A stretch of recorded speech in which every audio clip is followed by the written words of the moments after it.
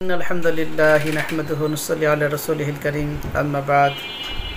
মুআজ্জাজ মুহতারাম সম্মানিত প্রিয় মুমিন মুসলমান ভাই ও বন্ধুগণ, যেখান থেকে আপনারা দেখছেন, আশা করছি সকলে ভালো আছেন, সুস্থ আছেন। যদি আমরা ৭০টি কষ্ট দূর করতে চাই, তাহলে আবু হুরায়রা রাদিয়াল্লাহু তাআলা আনহু থেকে বর্ণিত রয়েছে, নবীজি সাল্লাল্লাহু আলাইহি ওয়াসাল্লাম একটি ছোট্ট আমল শিখিয়েছেন। সকালে ১০০ বার করতে হবে, বিকেলে ১০০ বার করতে হবে। দোয়াটি হচ্ছে লা হাওলা ওয়ালা কুওয়াতা ইল্লা বিল্লাহি, লা হাওলা ওয়ালা কুওয়াতা ইল্লা বিল্লাহি ওয়ালা মানজা মিনাল্লাহি ইল্লা ইলাইহি। এই ছোট্ট দোয়াটি আমরা ২ বেলা সকাল আর সন্ধ্যায় ১০০ বার করে ২০০ বার আমরা পাঠ করব। তো আল্লাহ তাআলা আমাদের ৭০ প্রকারের কষ্টকে দূর করে দেবেন। কত প্রকারের কষ্ট? ৭০ প্রকারের কষ্টকে দূর করে দেবেন।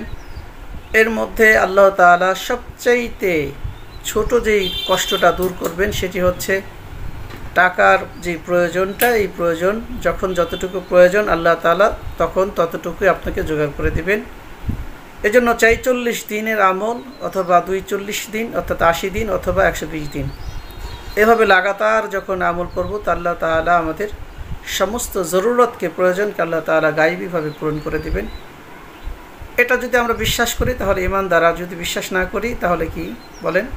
সেজন্য সম্মানিত মুমিন মুসলমান ভাই ও বন্ধুগণ, আমরা কষ্ট করে এই আমলটি ইখলাসের সাথে করব, ইয়াকিনের সাথে করব। তাহলে আল্লাহ তাআলা আমাদের দুনিয়া ও আখিরাতের কল্যাণ দান করবেন। আসসালামু